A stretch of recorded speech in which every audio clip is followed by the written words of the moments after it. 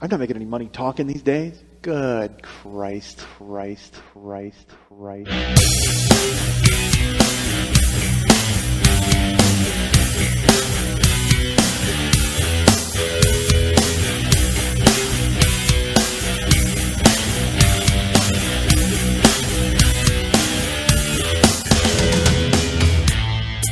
a dick, folks. I'm not going to lie to you. Still am. I guess I am a decent guy because I'm a fucking jerk. And I'm not a jerk. Apparently I'm a dick. I'm not an awful guy, but I've done so much ridiculous stuff. I'm an awful guy. Hey, what's happening? Mike Schmidt, 40-Year-Old Boy Podcast. Enjoy the undetermined Van Halen song that is playing right now. It may have faded by now. I have no idea, but afterwards I'll have to figure out what it is. I'll have to figure out what nuggets of knowledge David Lee Roth can impart that will fit the structure of the show. I was going to say framework and structure, and I said structure. Fucture. I just invented a word. Fucture. That's like the framework and structure, if you want to say them both. It's the fucture of the show. Fucture sounds like something that you get if you get injured while you're having sex. Like it's like an open wound of some sort. Oh, that's awful. I got a fucture right on the base of my cock. All right. How gross is that? 5 minutes into the show. 5 minutes? I'm probably a little quick on the timer. Folks. It's a tough day. It's a tough Wednesday record. It was supposed to be a Tuesday record, but then real life interfered. And then it's a Wednesday, and real life almost interfered again as I got... here's what I got from Lily. Lily's like, listen, we have to do this really early on Wednesday because I have a lot of things to do. Very busy person. I'm going to be taking my clothes off in the evening. I have to make those clothes in the daytime. I don't know why I pay so much attention to making those clothes when all I'm going to be doing is taking them off. They're just going to be piled up in a corner on a stage somewhere. But you know what? I got to make sure they get the right amount of feathers on them. So she's she's in my grill all night last night. She's like, listen, you got to be, it's 11 o'clock a.m. It has to be done at 11 o'clock a.m. Here's something you need to know about Lily, okay? 11 o'clock a.m., that's about the time that she first wakes up and kind of stretches and yawns and looks at the clock and goes, 11, we're still in double digits? I'm not getting up. And then rolls over and goes back to sleep. So she told me 11, and in my head I was like, all right, 11, sure, 11 o'clock. But I was ready. I was going to do it. But then, unfortunately, this morning I wake up late, and I pick up the phone. I immediately wake up, roll over, pick up the phone, and I go, I call her up because it's 11. It was 11 o'clock, shot up. Shot up? I use heroin terms to talk about time. It was 11. I was on my 11 o'clock nod, and then it was 11 o'clock shot up. So I called Lily, and she's like, the phone rings, and she picks it up and goes, did you get my message? I go, no, I'm calling you because I just woke up and grabbed the phone. Can we do this later? I think I have food poisoning. Which means it's 11 o'clock, and I've completely underestimated just how early the show was. I forgot. I really had no idea how early 11 o'clock a.m. was. I've completely forgotten because the last time I saw 11 o'clock a.m., I was going to bed. That's what she said. But I said, all right, food poisoning? Because, again, I don't care. She could have said, hey, a UFO crashed into my house. Can we do it later? And I would have said yes because it got me 2 extra hours of sleep. I'm like, yeah, fantastic, absolutely. But she said she had food poisoning, and I don't blame her because we went to a show last night, folks. We went to a concert, and Lily ate a hot dog from the Reagan administration. So I don't even know how she had the strength to dial the goddamn phone. I mean, they said it was a hot dog, and it came with fries, and it was in like a top hat. That's the weirdest thing I've ever seen. They served it in a top hat. Like it wasn't some formal event. What are you doing? It's the weirdest setup ever. A top hat full of fries and a dog wrapped in foil. But the dog was kind of open, which made me go, all right, well, that's not good. Did someone take a peek at this to see if it was okay to sell? And then you open it up, and it was like it was as gray as Frankenstein. I mean, it was like the worst hot dog I've ever seen. And Karen had one too. And Karen's like, you want a bite of this? And I this is before I'd even looked at it, and I took a bite, and then I looked at it, I'm like, oh, what are you doing? It looked like, you know what it looked like? One of E.T.'s fingers. That's what it looked like. It was that horrible looking, and yet I still took a chunk out of it, and it tasted like booze. Like I couldn't figure out why it tasted like booze. And Lily immediately goes, oh, sometimes they boil them in beer. That's how they make them. And do you really think the concession stand at the Gibson Amphitheater has a recipe for their hot dogs? I mean, there's no way. Something happened. Somebody spilled rubbing alcohol into the solution. Something happened with these hot dogs. But I had one bite and said, that's it, I'm out. I have no idea if my wife has recovered or if she's okay. I haven't talked to her yet today. But I know that Lily was down for the count, courtesy of an ET finger punch right in the gut. But, we're here now, folks. And she said to me, because she was supposed to dance tonight, and she wound up having to cancel it because of this illness. And I said, "Are you okay to do the show?" She goes, "Well, yeah, I'm not going to be, up and shaking. I can't be up and dancing and shaking around. I can sit and do the show, but I can't dance and shake around." And I got to tell you, I've never been more disappointed in my entire life. Because I had really hoped today would be the day that she'd be up dancing and shaking around. I said, you know what? This show is not going to go down smoothly for me unless I get the tassel trick out of it. That's what I need. I need to have tassels swirling in my face as she goes ahead and checks the levels on the audio that everyone consistently sends me emails about. The audio, because I am the chief audio engineer, complainer, I think is the word actually I'm looking for, because I'm deaf. It's been established for me that I'm deaf. I have tinnitus. I do, because I've been sitting in a quiet room recently, listening to my ears ring and going, you know what? That's not good. That's not supposed to happen. Unless there's somebody with a tuning fork constantly fucking with me. If there's some leprechaun hiding around with some high-pitched whale thing, that's a very scientific term, folks. You can go ahead and pick up a high-pitched whale thing from any of your finer science stores. You know, those stores that sell science. So I'm here now. I have headphones on. I need myself cranked up high in my headphones to hear myself. And I don't know if that's a byproduct of my deafness or if it's a byproduct of my vanity. I can't figure out what it is. Do I want to hear my voice as loudly as possible in my own head to just go, wow, to have it drown out the other voices that are in my head telling me, hey, you're all right. So here I am, folks, doing the show. And let me tell you, this is what I do on the show. You're people who've listened before. If you're new, nice to have you. Thank you. I talk in circles, and I just try to be as funny as I possibly can in the allotted time. And by the allotted time, I mean whenever I decide to shut up, which unfortunately has been getting a lot longer and longer. I've scaled it back the last few weeks. I've been pretty good to come in and run an hour. Before that, it was crazy. But now, I'm here to tell you that this works for me. I like talking and not knowing what I'm going to say, really, and just kind of going off the top of my head and ping-ponging around and ADDing my way through whatever topics come into my head. I can tell you, folks, doesn't work so well in a live environment. Because I did a show Monday night, and I bombed in a horrible bombing way. To the point, here's the thing. I went up on stage. I always think, this is my problem as a comic, and I've talked about it before. I think people should just know that I'm funny. I don't want to have to go up and prove to them how funny I am. I think they should just everybody should have goodwill right from the jump and go, this guy's going to be hysterical, and then we'll all go on a wonderful roller coaster ride throughout my act and whatever comes into my small brain. And unfortunately, it's not that way. It's usually a bunch of people with pusses on their face going, prove it, dick. And then I usually do prove it, thankfully. But sometimes, I got to admit, it just gets to be a little much where you just go, you know what, I don't think I want to prove it to these folks. And if anything, I want to talk about why it's not working. Because I think that's eminently interesting. I want to just sit there and have people listen to me, and then it not work, and then I want to go, why isn't this working? Why? I mean, I legitimately want to sit down and know what it is, why they're not finding me funny, because God damn it, I think I'm the best. I think I am great, and I don't understand why people don't jump on board right from the second I open my mouth. Here's what happened the other night, folks. I did a show at a bar in Los Angeles called Tiger Lily. The bar is called Cuba Libre. The show is called What's Up, Tiger Lily. And Maria Bamford and Melinda Hill are the co-producers of the show, and Natasha Leggero, I believe, was involved. I'm not sure if she still is anymore, but if she is, great. And I went up. I've done the show once before and did great. Had a really great time. So a guy named Jesse, a gentleman named Jesse, he saw me at another show, and he said, hey, you want to come do Tiger Lily? I said, yes. So I came back to Tiger Lily, and not unlike The Rock coming back to Baltimore, if you smell what I'm cooking. I said cooking. That's what The Rock had perfect diction. If you smell what The Rock is cooking, you gotta ping the G at the end. Cooking. You know what? I was the announcer on a show called Starface, folks, which disappeared. Like, if you blinked, you missed it. It was one of the Danny Bonaducci starring vehicles, so I'm sure all you Danny fans out there probably have every episode on tape. Well, if you do, I was the announcer. And my favorite thing I ever got to do was, because I had to write the announcements for the people, and I would find something out about them, and then I would incorporate it into a cute intro about them.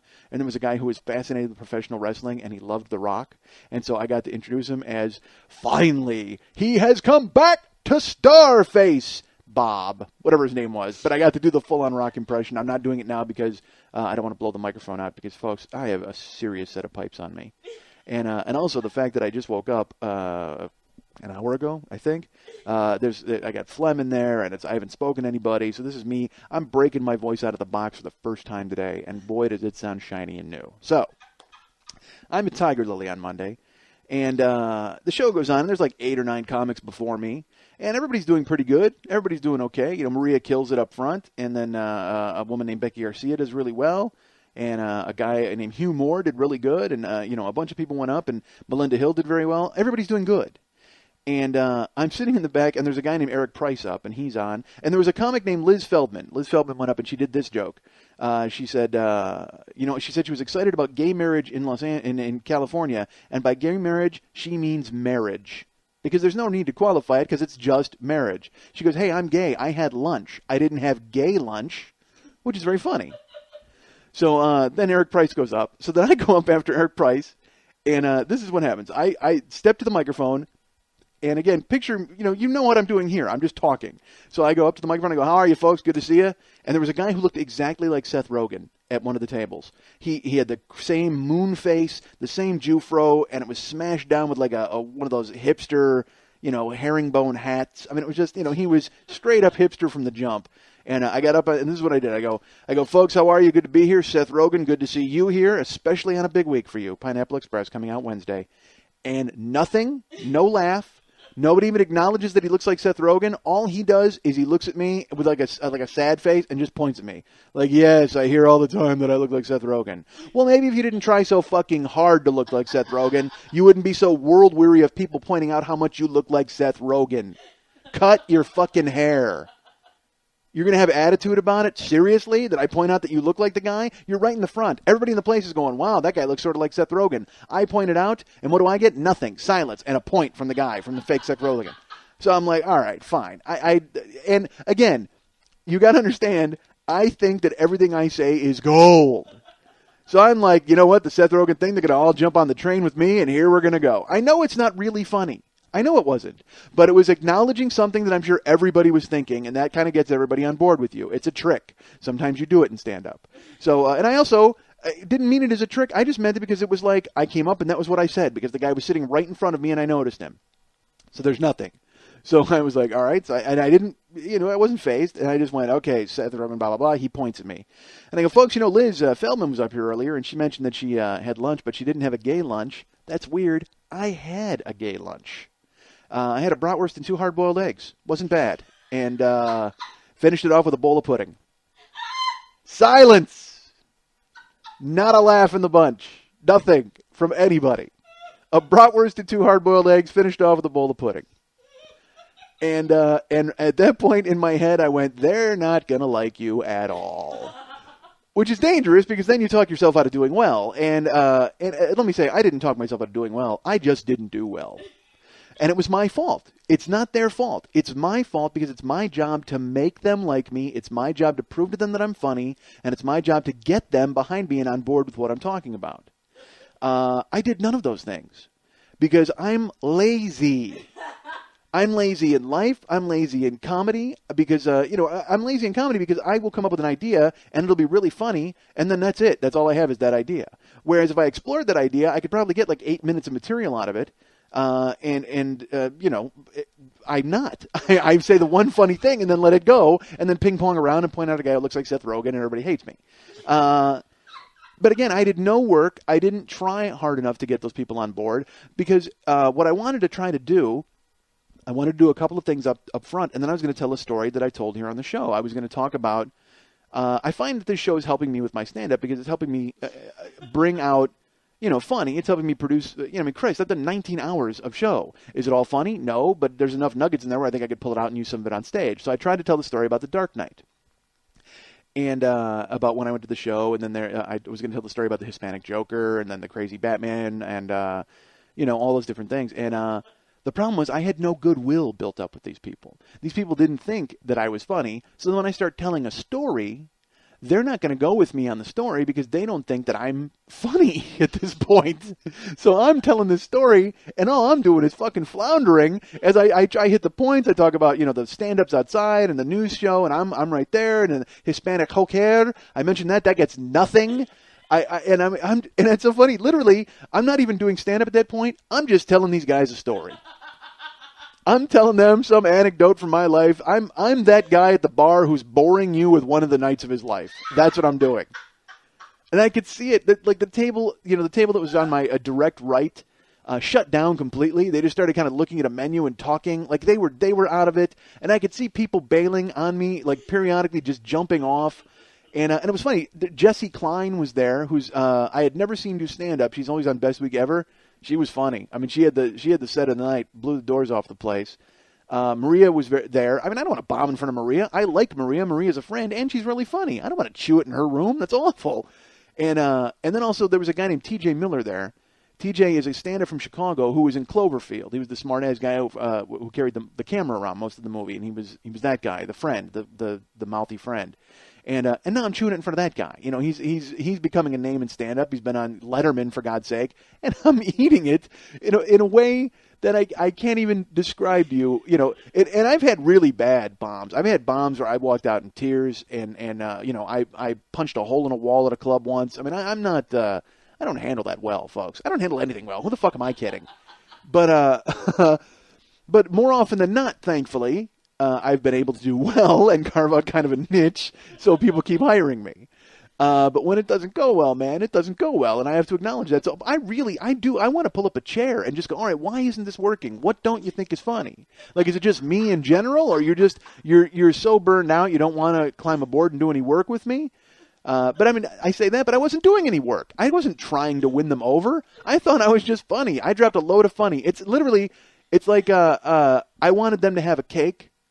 And I had all the ingredients for the cake, but I didn't make them a cake.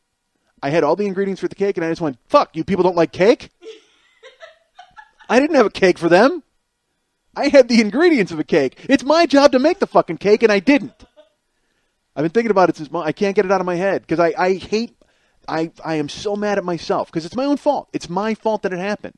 And it was only because I was too lazy to try to win them over and try to ingratiate myself to them, because instead my brain shut down and went, wow, these people, this is not working, dude. Well, yeah, if it's not working, fix it. And I go into this because I get people all the time. I get I would say 5 letters a week. People are like, they want to know about the nuts and bolts of stand-up comedy.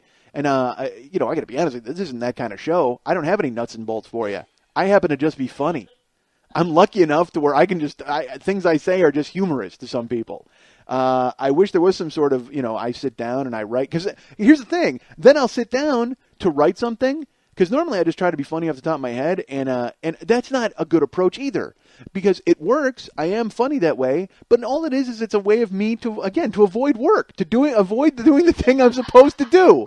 Because I have a gift, quote unquote. And but I don't do anything with it. I'm an idiot. I'm an idiot, folks. That's my point. I'm so pissed at myself over Monday. What a chew job. Terrible.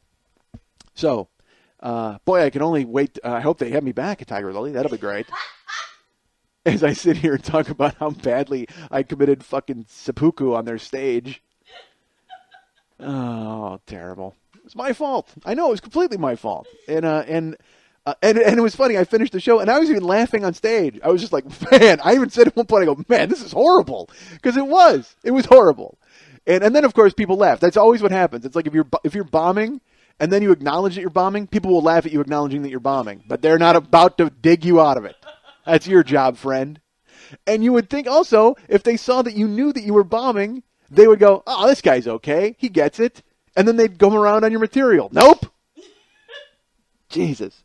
I finished and I walked off stage, and you know it was bad when I'm walking down the aisle and I go, Jesus, that was horrible. And like regular civilians in the back just go, no, we were cracking up back here. You just couldn't hear us. I go, couldn't hear you? What, over the deafening silence in the front of the room? I mean, that's nice of you to say, but let's be honest. It's not exactly you were being drowned out. Maybe the ringing in my ears, maybe my tinnitus stopped me from hearing the gales of laughter from the back of the bar, but I doubt it. It was grim. And the other comics even looked at me with that. They had that face that because you got the stink of death on you at that point, and they don't even want to shake your hand or what, because it was a bunch of comics I knew, not a bunch of comics that are my friends. So if it was my friends, they would have come up to me and been like, "Dude," but if it was comics that I knew, they don't know what to say, even though I'm the one saying that was really bad. Nobody wants to come out and just go, "Yeah, dude, that was really bad." Because they don't know me well enough to say that. And so I respect them for not dropping that in my lap, although I would have completely understood. So then I went over to Jesse, the guy who booked me for it, and I go, "Wow, that was horrible." And he goes, "No, man, don't worry about it." And I go, "Well," I'm not worried about it. I go, but at the same time, because Jesse's leaving, they said for Boston. I go, I hate to send you off to Boston with that ringing in your ears, for God's sake. I can only hope T.J. Miller cleans it up, and because he was going after me, he was the last guy. And I bailed. I wanted to stay and watch TJ. I hear he's really funny. But after what had happened to me, I especially, what part of me was like, I'd love to see this guy and I'd love to see him do well. And then part of me is like, I can't sit here and watch them love this guy after I just fucking shoot it in front of him. And that's just selfishness. I understand, because I should have stuck around because I understand he's funny. But I couldn't do it. I had to take off. So I had to get that off my chest because I have been obsessing over it for 3 days. And you know who I dump it on? Strangers. God forbid I have a friend I can call. I don't. That's the problem. Again, I told you, I got 4 friends in the world. And the last thing they want to hear me do is call up and complain about a 10-minute set that went awry. They got kids. My friends have real problems. They don't need to know that people didn't laugh at my Joker story. My friends have roofs and property taxes and mailboxes, and I got jokes that didn't work. They don't want to fucking hear that. You folks don't even want to hear that, but I dumped it in your lap for free. So suck on that. I don't want any letter telling me, "Oh, I can't believe you whined for the first 10 minutes of the show." Yeah, well, you know what? There's a fast forward thing on your computer you could have used. Or that, this is the show. I'm just going to call this show, hey, your click wheel's right there. That's the name of my show. You want to jump through this story? Go right ahead. Use your thumb. Use your thumb and get right through this fucking, this babbling that I've coughed up. I hated it. There's nothing worse than bombing. There's nothing worse. I bombed. Oh man, I bombed for the Aspen people, because Aspen they used to do a comedy festival in Aspen, and Montreal does a comedy festival. I can't remember if it was Aspen or Montreal, but I went up and I was following. There's a guy named Andy Daly here in L.A. who's incredibly funny. He used to be on Mad TV. I don't know. He might even still be on Mad TV. But his stand-up, he does characters that are unbelievably funny. He does a character that's like a stand-up comic who's vague, and there's a part of it I don't even want to give it away. If you ever see it, it's fantastic. So Andy also does a character called the Old Man of Comedy, and the Old Man of Comedy is I don't know if he has a name. He may have a name, but the premise is he is an old man who's never done stand-up before, so he's going to go up on stage and do stand-up, and he winds up doing stand-up, and he is the filthiest stand-up comic you've ever heard. Something along the lines of, hey, my roommate at the home has Alzheimer's, which is good because he never remembers that I fucked him. It's like that kind of brutal. Like, you don't see it coming, and his character works so amazing. And then he just, so I'm after him. I have to follow him at this bar, the M Bar, and I'm in the back. And the show, truth be told, the show up to this point has just and this is like 5 years ago, maybe 4 years ago. And truth be, up to this point, the show has just been kind of hit or miss. The crowd is not a good crowd. They're not really behind anybody. They're just kind of lukewarm. And Andy Daly goes up, and he does the first joke, and they explode. I mean, they go crazy. And so crazy that apparently I had to say it like I was in a 60s hipster film. What the hell was that I just did? They went crazy.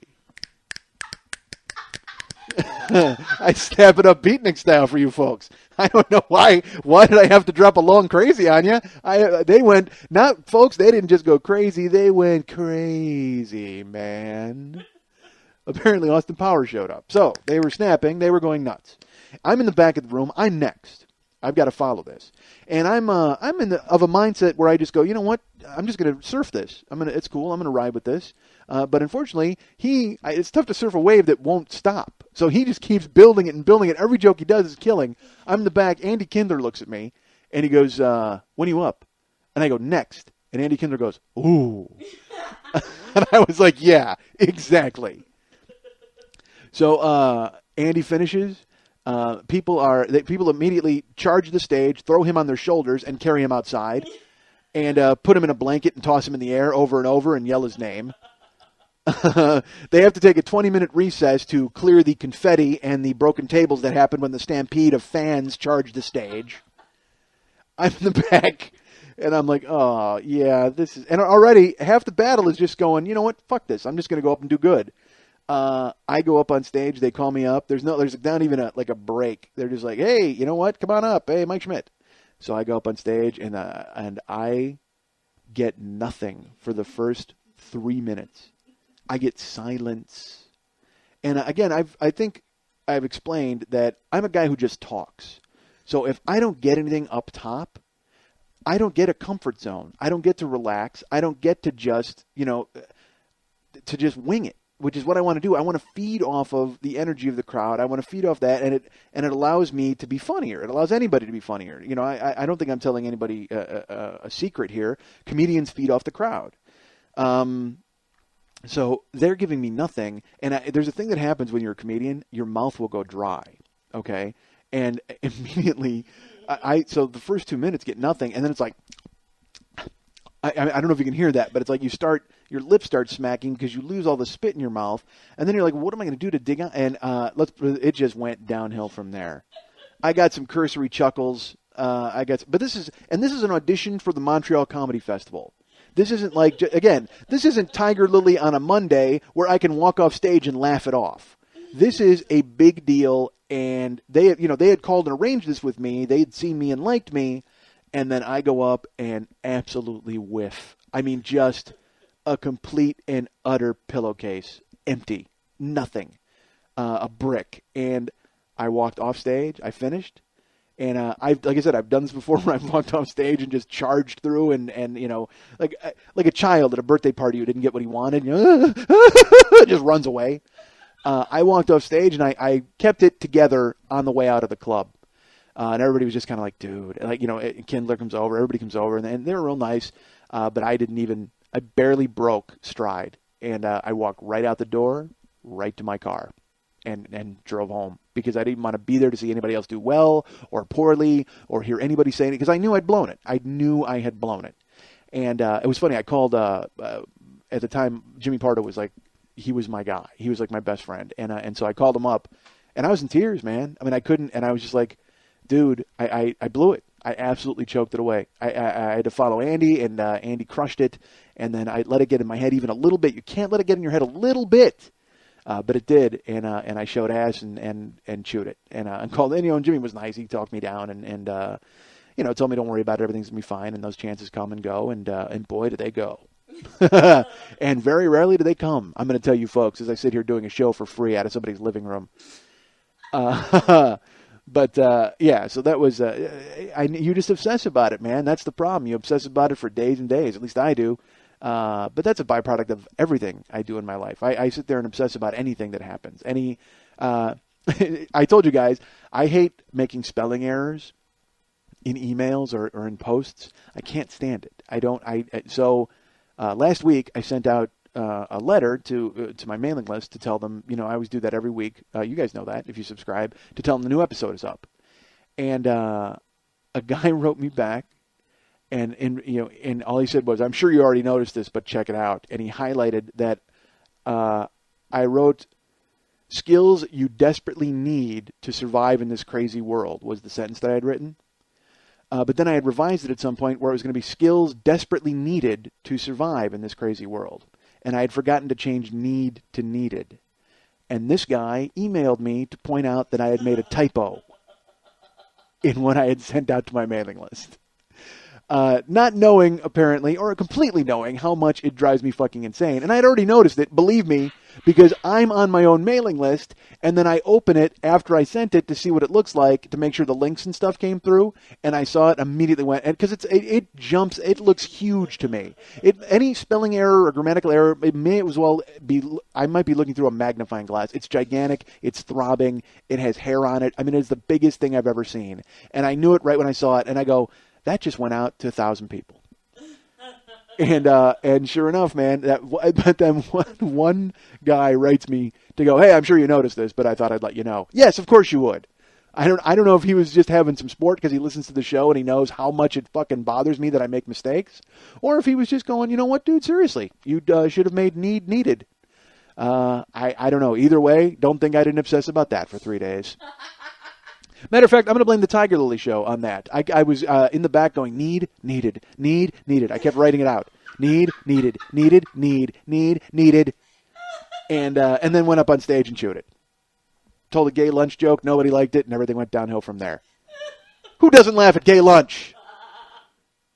Death to all of you. So, anyway. I'll tell you this. I walked out of my house today, and there was a new phone book. Outside my house. They came and they dropped it off. Why? Who uses the phone book still? Do you use the white pages, the yellow pages? You might as well just dump a cinder block on my goddamn porch for all the use I'm going to get out of the phone book that you gave me. Because last year, they delivered the yellow pages to my house. They brought them, and Karen goes, we should just throw these away. I go, no, keep them. Because, I like having them. And she's like, why? And I go, well, because everything's in one spot there instead of just, because usually you use the internet to find a phone number or an address of a place that you know that you're going. But the yellow pages, you can open up to restaurants and read all about 1,000 restaurants, which I thought was useful or something I was interested in doing until that year went past and the new phone book was outside and I went, I've never used last year's phone book. I went to throw it away and it's on a shelf. I pulled it down. It might as well have been the fucking Dead Sea Scrolls when I pulled it down off the shelf. I pulled down the phone book, and it's and it's huge, and it's got 2 inches of dust on it. I have to blow it off. It looks like I'm trying to find some sort of spell for Harry Potter to win a fight or something like that. Like it's one of these ancient tomes that I have to pull out and just blow all the fucking dust off to find a plumber's name. Nobody uses the yellow pages. Useless. Stop dumping garbage on my porch. And it's my apartment building. Nobody brings them in. It's outside at every single one of them. And I feel bad for the manager because, at the manager at my place, the mailbox, when you open the mailboxes, everybody just puts their junk mail on this shelf that's by my mailboxes. And we just assume that the manager is going to fucking throw it away because we had a manager who did it for 2 years. He never even blinked. He just did it. Well, then the new guy came over and he put up a note. He's like, hey, I'm not cleaning up this junk mail. And I swear to God, this is true. It sounds like a bit, but everybody would throw their junk mail in there. Everybody would throw their junk mail, and he cleaned it up reluctantly once, and then he just let it pile up over a couple days. And I mean, if you get the penny saver and all that for 25 apartments, it's a compost heap. So I go over and there's a note on the wall, and it just says, "Hey, manager is not responsible for cleaning up the junk mail, so please throw it away in your own home." And I left. I came back that night. The note on the shelf with the junk mail. Someone had torn it off the wall and stuffed it in with the junk mail. And sure enough, the guy's been trained because now he cleans up the junk mail every single day. Because I'm sure the manager finally came and said, "Hey, dude, you got to clean that up." And he was like, "I ain't cleaning that up." And they went, "Yeah, you are. You're the manager." And he's like, "That's not my job." Because I'm that guy. Whenever I would get a job, and they would, I think I told you that. I worked at a video store, and the guy's like, "Hey, you got to clean the bathroom." No, I don't. No, I'm the video guy. I talk to people about movies. I'm personable and I'm chatty, and then I ring them up and they leave. That's it. Well, no, you got to clean the bathroom. No, I don't. I'll quit. Believe me, this isn't exactly my life's work. Someone else can give Bob from the neighborhood romancing the stone, because I'm not about to go in there and touch anything in that bathroom, particularly in the condition it's in right now.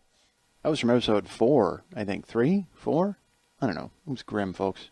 I need an assistant. I need to hire somebody to keep track of everything I've talked about, because I don't know what I've discussed. And and again, I'm old, so I'm going to go off on some tangent and tell a story that I've already told, and people are going to just flood me with emails just going, "Seriously, you've lost it. You've absolutely lost it. You've told that story before." And I don't know. I don't know if people will be pissed off at me or if people will just be like, "Yeah, it's." What if that nobody told me? They're just like they were worried about me that I was having a stroke and just telling stories from my past for the second time. I don't know. We went to the show last night where Lily got ill from eating a lizard, and I went to 2 concerts last week since we last met, folks. I actually saw the much talked about John Mellencamp show that my wife and I were going to go see. We went and saw that last week. And then last night, I went to Regeneration Tour.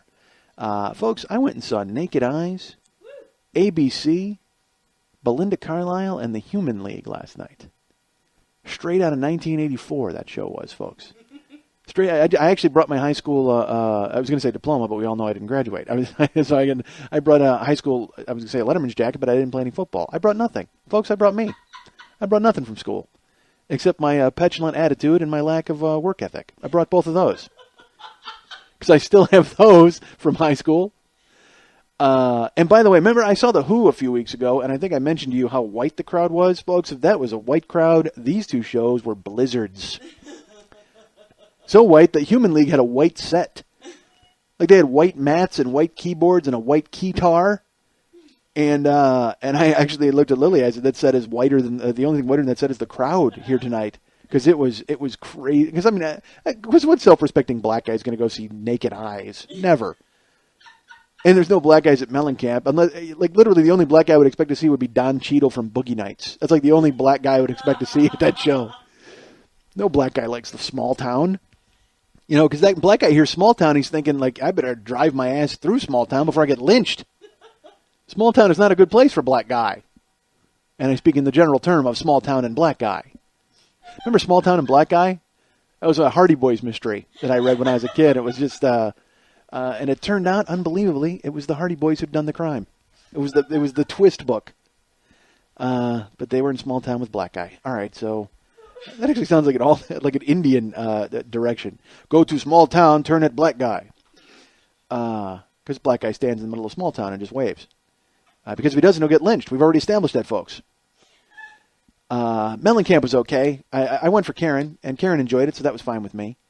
But his set, he didn't sing. Here's what he didn't sing, folks. He didn't sing Cherry Bomb. He didn't sing I Need a Lover. He didn't sing Ain't Even Done with the Night. Here's what he didn't sing.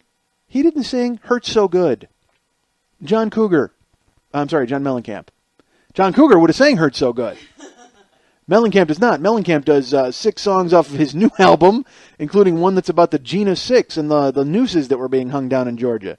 Hey, thanks for bringing me down here at the Greek on a summer, John, as I came to your show and I thought I was going to have a great time. And hey, let's all go to a small town and enjoy ourselves. Nope. We're all going to sit down and get a civics lesson from John Mellencamp. 56-year-old John, who's lived life to its fullest, is now about to tell me what's wrong with this country. And I better sit there and take it. For $80 a head. I paid $80 for the privilege about learning of civil rights from John Mellencamp. Thanks. Thanks, Johnny. God forbid you play one of those breezy tunes that I remember from when I was a youth. Let's all talk about farm subsidies, you cock.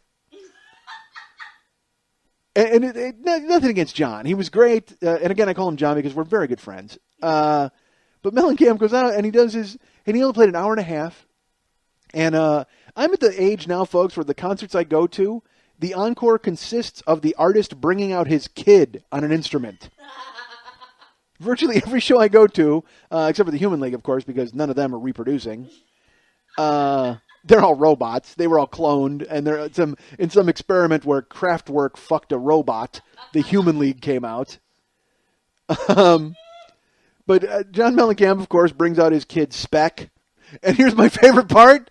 But Karen, or no, who did I tell? Oh, Pat Francis. I told Pat about the show, and because we went to lunch the next day, and he's like, "How was it?" And I told him, and we looked at the set list. He goes, "Dude, that's a bad set list," because he had seen him at the Hollywood Bowl in 2005, and he said it was amazing because it was all his greatest hits that were being played.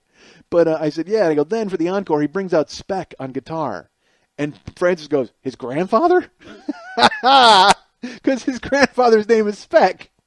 And I laughed my ass off that your mind would even go to that. That you would think Mellencamp, who's 56, would drag his 104-year-old grandfather out to play guitar. And I got to be honest with you, he would have been just as good as Speck, the 13-year-old kid. He would have been just as good as the 13-year-old kid, because that kid is playing guitar and the sound is turned. His sound was turned down lower than Rick Springfield's guitar. I mean, it's turned all the way down because this kid, they're playing the Authority song. I fight authority, and authority always wins. And this kid is playing Jimi Hendrix solos. You can see him. He's like wailing on the guitar, and he's doing pick slides, and he's pulling on the whammy bar. And he might as well be playing Guitar Hero. He may have been hooked up to a television that I couldn't see, and he was playing against Rage Against the Machine on Expert, because that was how much wailing he was doing on his guitar. He was flying all over the place, and none of the notes were coming out of the speakers. And but they would do that thing where he would go like head to head with the other guitarist, and they would be playing, and all you would, if you watch, all you were hearing was the regular guitarist. Speck himself is just, he's going off. He's playing the Star Spangled Banner at Woodstock. He puts lighter fluid on the guitar and he sets it on fire, and then he, throws it in the air, and none of that is coming out. And Mellencamp, 56 years old, just beaming, looking at Speck. But man, it was just, and John Mellencamp, I'm sure he cares very deeply about these causes, and I'm all for it. But I didn't pay $80 to hear you tell me about what's wrong. And then he goes off on this tangent, and all of his stuff is so simplistic. All of his stuff is just like, yeah, I'll tell you what, they're putting up these nooses, and, that never got anybody anywhere, you putting up nooses, folks. Here's a song about Gina. What? Why are you telling me that? He's going on and on about, he's lecturing us about racism and about this country and where it's going, and but nothing in depth. Just about, we got to watch out where we're going, folks. Everything's going to hell in a handbasket, right? What's going on with these folks in Washington? Let's yell loud enough so they can hear us. Bow, down, down, down, down, down. Oh, my God. Stop. I'd prefer watching your 13-year-old kid play Guitar Hero than hear you lecturing me about what's going on in the country. But he played an hour and a half. That was another thing. Played, and before the show, we met these people that were out front. Because outside the Greek Theater, which is the best place to see a concert in Los Angeles, they'll have, they have a bunch of tables outside, and they have, chairs with those tables. Folks, here's how it works. Usually you'll have a table, and then people will be like, well, we would love to enjoy ourselves at this table, but how can we? We're still on our feet. Our feet hurt. Our legs are cramping up. How do we enjoy ourselves around a table? Well, then someone introduced the chair. It took 45 years. Tables were invented. 45 years later, chairs were invented. And then relaxing around the table really took shape. So my wife and I are out there. And at the Greek, sometimes you will have to share a table with people because they're kind enough to let you sit down, and if they have a table before you, whatever. So I go and I get the concessions, and then I come up to meet Karen, and she's sitting at a table with a couple. And they're nice. They're nice people. And here's the thing, though, with Karen. Karen meets these people, and we're sitting there talking, and we're talking about John Cougar. And Karen has seen John Cougar 3 other times. And this guy goes, I've never seen him. And Karen goes, oh, he plays like 3 hours. And I said, well, he played 3 hours when you saw him 20 years ago. You got to understand, this guy's, from what I understand, he's a grandfather now. And if he's not a grandfather, he's certainly old enough to have some 13-year-old tyke here that he's probably been wrestling with all day and playing Frisbee. He's going to be tuckered out. So 56-year-old John Mellencamp is going to go up, and I don't think he's going to play 3 hours. But my wife then regales these people with tales of the other shows, and they're all excited. So, we're getting along with these folks. The woman is named Joe, and the other, and I forget the guy's name, Kevin. I don't know. But they were nice people. But they were, you know what they were? They were nice people to have a hamburger with at the Greek Theater and tell them to enjoy John Cougar. But here's what my wife does, and she does it all the time. My wife plays friend poker with people. Like, she can never just fold. My wife has to constantly go all in with everybody we meet. These people are sitting at the table, we're talking to them, and everything seems to be fine. And then my mom, oh, Jesus, that was awful. You know what, let me correct that. My mom wouldn't have even sat with these people. My mom would have been like, what the fuck are these people doing at this table? Get bombed. That's what my mom would have said. But Karen, bless her heart, actually then steps up. She can't just sit there and have a nice conversation with these people. She has to step up the game. She says to this woman, Joe, hey, did you ever think about being a hair model? Because Karen's work, they're always looking for hair models for hair shows and things like that. So by asking that, Karen is, I guess, by asking that, Karen is basically saying to this woman, hey, I'd like to take our relationship further. I don't know anything about you except you like John Mellencamp and I like John Mellencamp, but I really think we should spend a lot more time together. Oh, and by the way, by sucking you into this, I'm probably bringing Kevin into this, which means Michael is going to have to go along with this. And she winds up talking to this woman, and she's like, hey, we do hair shows. Can I have your card? Here's my phone number. She exchanges phone numbers and cards with these people from Simi Valley who we don't even know their last names. And I'm just waiting for the phone to ring, and then I have to go have a meal with these folks. I mean, look, I know I'm a stick in the mud. I say I have 4 friends. There's a reason I have 4 friends, because I don't go ahead and make friends. I mean, it's like, I'm 41 years old. I got all the friends I'm going to have. Pretty much. I know who I know, and that's who I know. And they can tolerate me, and I'm fine with that. I'm way too old to convince people that I'm a guy that they should be hanging out with. So, that apparently not a problem for my wife, who has decided to get the couple at the Mellencamp show involved in our life. And I don't get it. What are you doing? Let them, and I even said that to her. We were walking away. I go, why? Why would you ever want to speak to those people off of this property? I mean, they're nice. They're nice people, don't get me wrong, but they have nothing in common with us. They find out that I'm a comic, and then a woman, of course, she says something, and I'm like, oh, fantastic, because I've got to pretend whatever they say is funny now, because they're trying to be funny because they find out what I do. And then she goes, hey, you can use that in your sketch. Yes, of course I can. That's what I want to do, is use Joe from Simi Valley's joke in my sketch. And again, they were nice. This is not their problem. This is my problem. I understand that. My head is a fucking firework going off at all times, and don't get too close to it because you're going to get burned. But apparently my wife wants to suck these people. My wife, that's who she is. She's got this. She winds up talking to people, and I'm like, what are you doing? Last night we're coming home from Human League, and ABC and Belinda Carlisle. And by the way, Belinda Carlisle, crazy sexy. And here's what's bad about that. Looks just like my aunt. Like, she looks like my aunt looked when my aunt was younger. I've seen pictures of my aunt when she was younger. And Belinda Carlisle looks just like her, but also Belinda Carlisle is really sexy. So then I'm sitting there going, oh, man, this is like I would bone Belinda Carlisle, but would I be thinking of my Aunt Marge the entire time? I hope not. That'd be awful. Which would probably, actually, that would even prevent me from getting it up. I got to be honest with you. If I'm thinking, I'm going to work my Aunt Marge, that'd be awful. But would I be able to separate Belinda Carlisle from my aunt? That's what I'm saying. If push came to shove, folks, and I was finally going to take down Belinda Carlisle in the fashion that we all know that I should and will, if that was going to happen, would I be able to put all of the images of my aunt out of my head and just work on the former lead singer of the Go-Go's? Or would I flash back to playing pool and going to my cousin Connie's wedding? Would that happen? Would I be about to, to work Belinda Carlisle and say, this is going to be great, or would I think about going to watch Clint Eastwood's Firefox on the first VCR I'd ever seen in my life at my aunt's house? Would I be able to separate these memories is what I'm wondering. But Belinda Carlisle, she was, you know what? She did the show. Her hips never stopped moving. Like, she was hypnotic. Like, she was like a snake in a basket. That's what she was like. And there was a guy playing like the crazy, like a recorder and making her dance around. It was awesome. I mean, she was like crazy sexy and held her hands like in that limp-wristed way that like women do that makes it like very Mia Wallace from Pulp Fiction when she danced. And Belinda Carlisle was doing that. And she was wearing like, long sleeve black shirt that you kind of see through and capri pants and little slip-on shoes. You know what she looked like? Fucking Laura Petrie. That's what she looked like. And it was hot. She looked like Laura Petrie, but like my aunt kind of, and it was like I was just going, wow, who would I be banging here? Would I be banging Belinda Carlisle or Laura Petrie or my aunt? Hopefully not my aunt, because again, I don't think I'm going to be on board for that. I think I'm going to have to completely scale it down in a first for that. I am not going to be up for that. But Belinda or Laura Petrie, forget about it. I am going to work. I just got to hope I can separate all of those three together when I finally do meet Belinda, and it turns out we're going to have sex. So. So then we saw Naked Eyes, and here's how bad Naked Eyes was.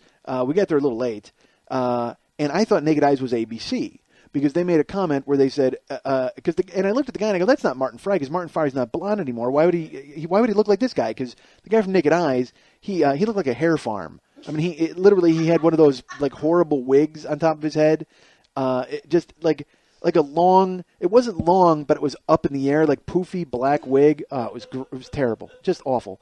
And he goes, we have 2 songs left. One of them is Poison Arrow. And that's why I went, is that ABC? That can't be ABC. But then we sat down and I looked. And you know that bright Dayglow construction paper that's like bright green and fluorescent orange? All of a sudden I looked right in front of the drum set. There was a piece of fluorescent orange construction paper and written in black marker, Naked Eyes. Even Naked Eyes knew we wouldn't know who Naked Eyes was. Even Naked Eyes said, you know what? There's going to be a disembodied voice that introduces us as Naked Eyes. We better go ahead and seal the deal with a piece of construction paper that says Naked Eyes. Because the way we look, people are not going to know that we are Naked Eyes. Besides that, I challenge any of you to tell me what Naked Eyes looks like. Seriously, even in 1985, you wouldn't go, if you ran into Naked Eyes, you wouldn't go, wow, look, it's Naked Eyes. You'd be like, wow, it's more Eurotrash. I wonder what those guys are doing here. But yeah, so I don't know what they put it. So thankfully, somebody had the forethought to scrawl Naked Eyes, handwritten with a Sharpie on a piece of construction paper. And boy, nothing says production values like construction paper and Sharpies. Nothing says, hey, you know what? Jam Productions has hired a bunch of 5th graders to promote this show than a piece of Dayglow construction paper and a handwritten band name with Sharpie. Dude. Oh, Naked Eyes. Then they ran around singing their Naked Eyes songs that nobody knows. And Naked Eyes did their thing, and you know what? Here's what pissed me off. When I bought these tickets, it said the Flock of Seagulls was going to be there. Now, I've seen Flock of Seagulls a few times, and they actually jam, because they've never stopped touring, and they still think they're relevant. So they actually put an effort into it. The guy from Naked Eyes is just happy to be there. He's dancing around, accidentally knocks over his construction paper, doesn't care. Sings promises, and gets the fuck out of there. Everybody's fine, and we all enjoyed our 15 minutes with the guy from Naked Eyes. But, the Flock actually plays it like they're still a band, and everybody's, paying to see the Flock. Because I saw the Flock with Devo last year and Bow Wow Wow, and they were great, man. They tore it up. But then we get there last night, no Flock. The Flock has been disbanded. The Flock was sent to, I don't know if they've been disbanded. I'm sure Mike Score has hired 4 more session musicians to play what he wants them to play. But they weren't there last night. It was supposed to be 5 bands, turned out to just be 4. And that is being charitable, counting Naked Eyes as a band. I would say it was 3 bands and a guy with a construction paper sign. That's who it was. It was 3 guys. It was 3 bands, and then a guy with a sign and a drum set. That's all it was. He literally was a hat away from collecting busking money in a subway station. He might as well have been busking in the subway station, the guy from Naked Eyes, with his cardboard sign and his drum set and his guitar. Honestly, he should have just put a hat in front of him and collected dough from the crowd. I would have given him $1. I would have given him a Promises $1. He would have earned it with just that song alone. Because he's running around playing this nondescript 80s stuff, promoting his new album. Oh, thank God. I was really hoping Naked Eyes had a new album, and I would get to hear a few choice cuts off of it. I don't know anything from their old album, except Promises. They always drag one of those bands out. It'll always be like 5 crazy 80s bands. It's Animotion, and Blondie, and When in Rome. Who the fuck is When in Rome? I don't know who they are, but I think I've seen them 5 times now on these 80s packages. I think it's just a band made up of roadies from bands from the 80s. They just said, you know what, let's make up a band and make a few bucks. And then they come out and they, and they basically turn on a synthesizer and they hit it a few times and they have a drum machine. It's like anybody that comes out to this, I can't even do the keyboard. And then you're like, oh, that's an 80s band. Yes, it's When in Rome. That's who it is. If you have a keyboard and a drum machine, you're When in Rome. That's who you are. Jesus Christ. So we saw Belinda last night, and the guy from Naked Eyes, and ABC was great. ABC, Martin Fry of ABC comes out, and he still looks like Martin Fry, except he's got to be 50, 55 years old now, so he's thicker, like in the neck and in the head, and his hair is a little thinner, so he looked like an anchor man to me. He looked like a guy who'd be doing your local news. Not even like a national anchor man. Like he looked like a guy because he wore an awesome white coat with a black shirt. He looked great. He was in fighting shape. Because some of these guys come out and they got a paunch, and the 80s are in their rearview mirror, and all they're doing is living off of that. Well, you know what? Let's be honest. Martin Fry and ABC are kind of living off the 80s, but they also had a new album, and the one song wasn't bad that they played. But the best part is his appearance. He looked like a guy who'd be doing your local news. I couldn't get over it. He'd just be like, here's Poison Arrow. And I kept waiting for him to go, and let's go to Janie with the weather.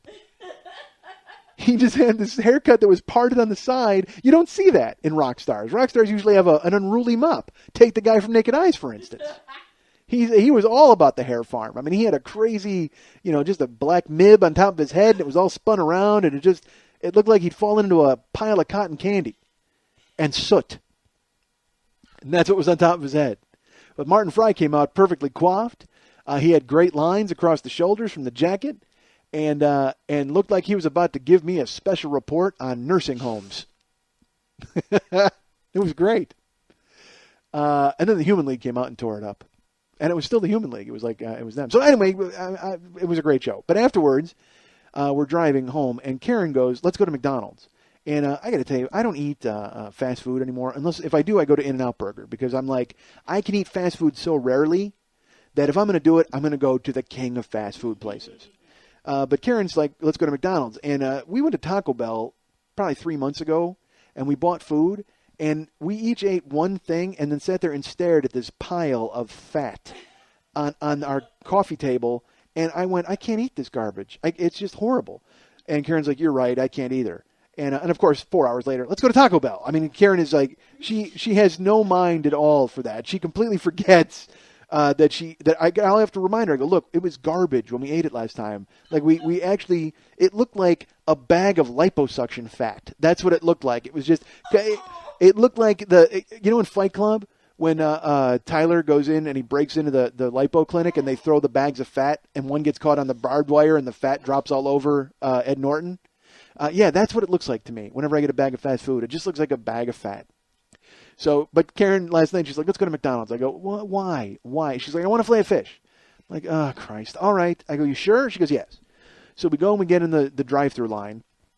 And I'll tell you this, as we get in the drive-thru line, a homeless person comes right at us with a sign. Like, he wasn't even just sitting on the corner waiting. He was Mr. Proactive Homeless. Because I turned, and he kind of came in front of us with the sign, holding it up, and it was like a Will Work for Food sign. I thought, got a closer look, Naked Eyes. It was the guy from Naked Eyes. He needed $1 to get a sandwich. So, but literally, this guy comes walking out of the dark like a homeless zombie with a sign, and I didn't even look. I didn't even make eye contact or look. I didn't want anything to do with him. Things are rough for everybody. Whatever. You can help the homeless if you want. You don't have to. But I've been privy to too many times a homeless guy will go, hey, you got a cigarette? And someone will give him a cigarette, and then literally within 25 seconds, your entire pack is gone because this fucking army of homeless people came out and saw a soft touch and knocked you over and took your cigarettes. And by knock you over, I mean with their stories and body odor. I don't mean they physically did it, because let's face it, the homeless are weak. None of them are getting anything to eat. Despite their cute signs, despite their, hey, I'm an alcoholic, why lie? Hey, really? Maybe you spent more time getting a job and less time writing a cute sign, you'd have some dough for beer. I don't understand the cute sign. I don't understand the people who think that's funny and pose with the guy with the cute homeless guy sign. I just want to kick that guy right in his sunken chest. Of course, I feel that way about everybody. So, we go and we get into the fast food line. I have to swerve to avoid the person who comes flying out of the night, the zombie that wants $1. So I have to swerve to avoid them. And I get in the line, and I said to Karen, I go, what do you want? And she's like, she just wants a filet of fish. I said, okay. And there's 8 cars ahead of us. And then a guy gets in right behind us, so I can't even escape. So now this one filet of fish, this is going to be 75-minute production. I'm horrified by it. So I go, all right, well, you know what? I'm going to get a filet of fish, too, just to justify being in the line. And I have a weakness for filet of fish, being a fat guy. So we go through, and we finally get up to the speaker, and I order a filet of fish for me and then a filet of fish meal for Karen. And we come around, and then we pay the guy, and then we go and we drive away.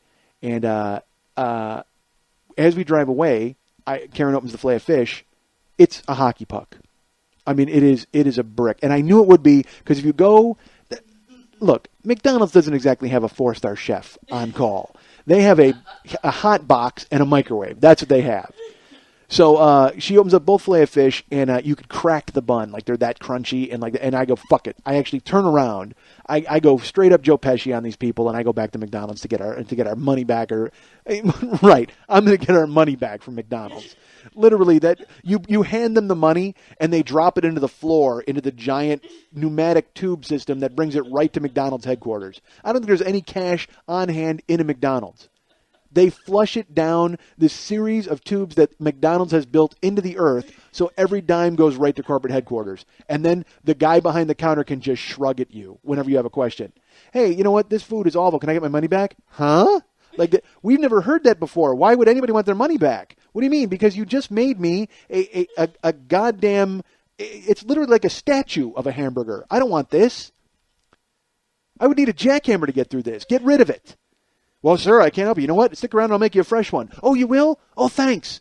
I wish you'd have thought of that 2 minutes ago. Wouldn't that have been nice? That's what the guy actually said to me. Oh, sir, sorry about that. I'll make you 2 fresh ones. Thank you. Thank you so much for making the effort. God, if only you had thought of that 2 minutes ago, I wouldn't have had to wheel around a U-turn in the middle of traffic to come and try to get $8 back from McDonald's. So he tells me to park and they'll bring our food out, which is always fun. To have to hang out in a... You know who I am then? I'm the homeless zombie, but I don't have a sign. I'm hanging out in the parking lot, and I'm waiting for food. That's who I am. I just didn't need a sign to do it. I have a car. I have a headquarters. I'm that zombie with a headquarters. I'm not on the side of the road with my naked eye sign. I'm literally in my car going, I hope they bring me my food sometime soon. So now I'm waiting for a waiter at McDonald's. Terrible. As we're sitting there, Karen is in the passenger seat, and another homeless person comes walking up to talk to the guy at the McDonald's window. And as he comes walking up, she starts talking. Karen rolls down her window and goes, what? I'm sorry, what was that? What are you doing? Really? You open your window so the homeless person can come up and talk to us? What are you? This isn't the Greek theater, okay? Do you want to know if this person wants to be a hair model too? Because I don't know if the people who work as hairstylists at your hair shows are going to be comfortable combing burrs out of somebody's hair. This person sleeps in the street, and you rolled down your window to have a chat with them? And she's like, well, they were talking about why? Yeah, they were talking to the McDonald's guy. Why are you getting involved? This has nothing to do with you. You don't need to be a good Samaritan and roll down your window for everybody who walks up to the goddamn window. I don't get it.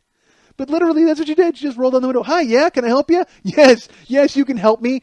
Can you give me my life back? Ah! And then they just throw themselves in the window of the car. Leave them out of it. Stop with your empathy. Do not roll down your window and talk to these fine folks. I'm sure they're wonderful people and amazing conversationalists. But you know what? Half the time they spend laying in the gutter waiting for the street cleaning machine to roll over them so they don't stink so badly. And now you're about to invite them over for a fireside chat in my Murano? I think not. Let them go. And even if you thought they were talking, she goes, well, I thought she was talking to the police, to the McDonald's guy. Well, what are you going to do, broker a settlement? What are you, the Jesse Jackson of the fast food window? Let these two hash it out. It's just a couple of people settling things. They don't need you to get involved with your expertise. What are you? Are you at Malta?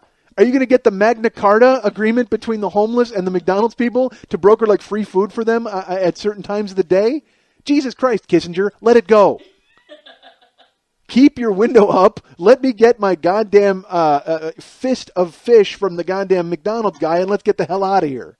I'm more concerned about chipping my tooth on whatever you make me buy from these idiots. Karen does that, though, man. She did it one time. We were at 7-Eleven, and I'm in 7-Eleven. She's in the car. And a homeless guy comes up to the window, and Karen rolls her window down, and the guy, I see him lean in and reach in the window where Karen is.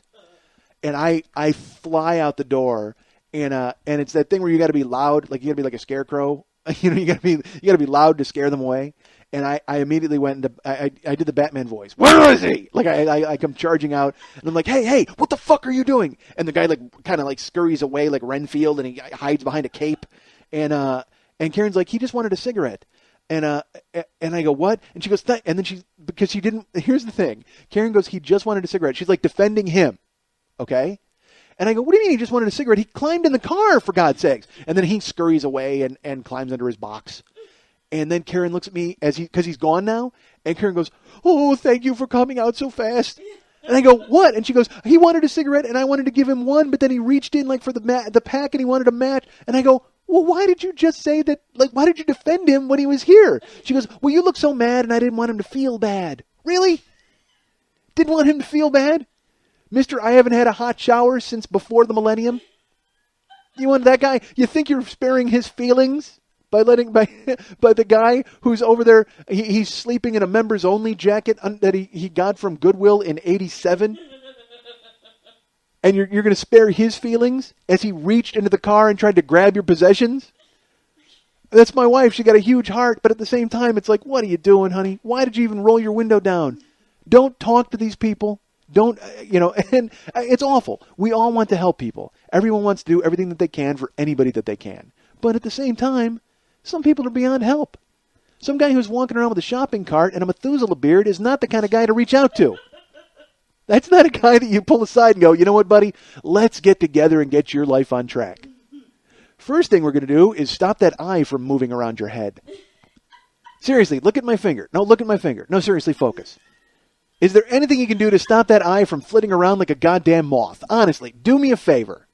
I'm going to grab your head. Let's see if your googly fucking eyes stop moving for 1 second. Well, I've grabbed your head, and now my hands are stuck to your hair. What is in your hair, sir? Hey, you ever think about being a hair model? They could take care of this for you.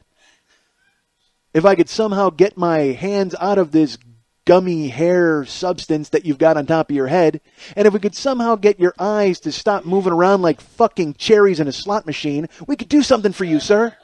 We could take care of your life. That's my wife. Wants to reach out to the public.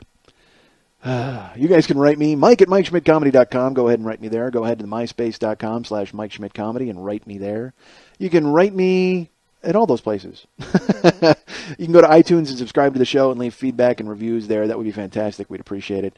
And by we, of course, I mean me and my imaginary friends. Because as I've mentioned before, I have no friends. Go ahead. So that's Mike at MikeSchmidtComedy.com. Go to MySpace.com/MikeSchmidtComedy. And also go to iTunes and subscribe and leave me a review. That would be fantastic. I would appreciate it. And I appreciate everybody who's written me. And I look forward to answering those emails at some point. That would be great. Also go to ComedyFilmNerds.com. I have nothing new up there, but there are plenty of new things for you to go there and enjoy. And coming up in September, there's going to be a ComedyFilmNerds.com show that I'm going to be a part of. And all it will be is people sitting there with a laptop reading aloud from what they've written for the site. Probably going to be boring, but I would imagine you would still want to come to see me in person and see our friend Graham Elwood and whoever else winds up coming to the show. So come in. When I get a date for that in the future, I'll go ahead and let you know when that is. And I can tell you that I'm not scheduled to be at Tiger Lily anytime soon, but I'm hoping that that's going to change sometime in the future. Wow. I'm sure the halls of that place are still ringing with the sound of that bomb. I cannot stress enough how obsessed I am by it. I'm sure you know that now as I brought it back up at the end. So again, Mike at MikeSchmidtComedy.com, MySpace.com/MikeSchmidtComedy, and ComedyFilmNerds.com. Go ahead and check that out. That would be great. I'd appreciate it. Hey, you know what? Here's something I never finished. I never finished telling you guys when I was telling you about the earthquake, and I mentioned that I was in a movie theater talking about that. Well, I was in the movie theater for the earthquake, and I was watching Crouching Tiger, Hidden Dragon. I listened back to the show. I never finished that story, because then I started talking about Karen's earthquake story. So what happened was, this is California. This is everything you should know about California in an earthquake. We're in the movie theater, and we're seeing Crouching Tiger, Hidden Dragon, and we got hit with a pretty big earthquake. I mean, everything was moving, and the lights were dimming, and the place was shaking. And that's what happens during an earthquake, folks. The place is moving and shaking. I'm nothing if not descriptive. So then the movie turns off, and we're sitting there, and the lights come up. And here's how you can tell the amateurs and the professionals of an earthquake in California. We're sitting there, and a guy stands up, and he goes, was that was an earthquake, right? That was... Oh my God, oh my God, oh my God, what are we going to do? Oh my God, oh my God, oh my God, what are we going to do? You know what, sir? You know what, can we turn the lights on? Can we turn the lights on? And we need to, does anybody know if anything happened? Anything, nobody? And one guy in the back of the theater just goes, "Shut up." Yells at him to shut up.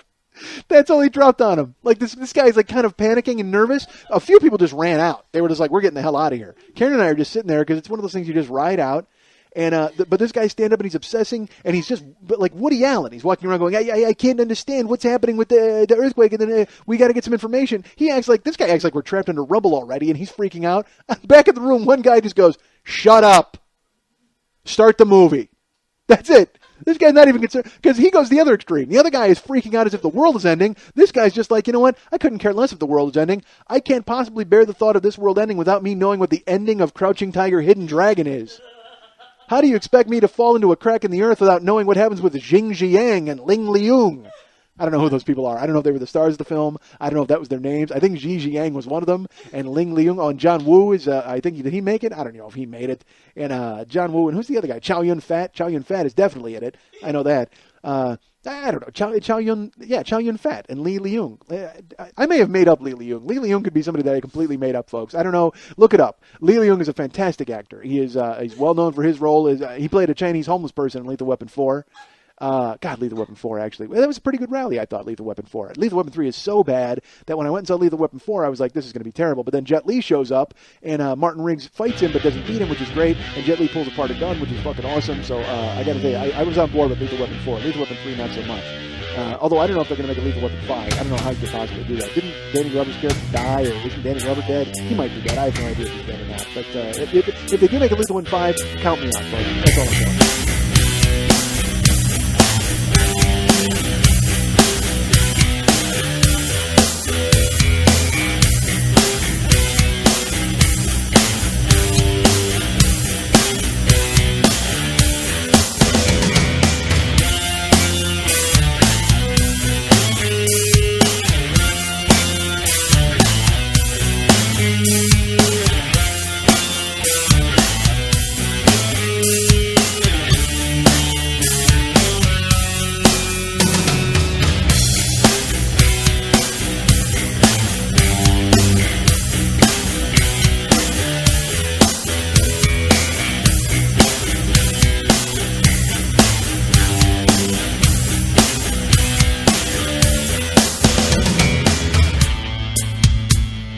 I'm a dick, folks. I'm not going to lie to you. I'm a decent guy because I am a jerk. And I'm not a jerk. Man, I'm an awful guy. I'm not an awful guy. I am not a good guy. But I don't think I'm a bad person overall. So, and go ahead and by all means judge that. I'm kind of a jag-off. I got no future. What am I talking about? But I am a jag-off. And I'm not a jerk. I'm a nice guy. It's just, I guess I have jerky tendencies. I've done so much ridiculous stuff, and then I wonder afterwards, I'm like, man, how come I don't hang out with anybody? Here's why, because you're a dick.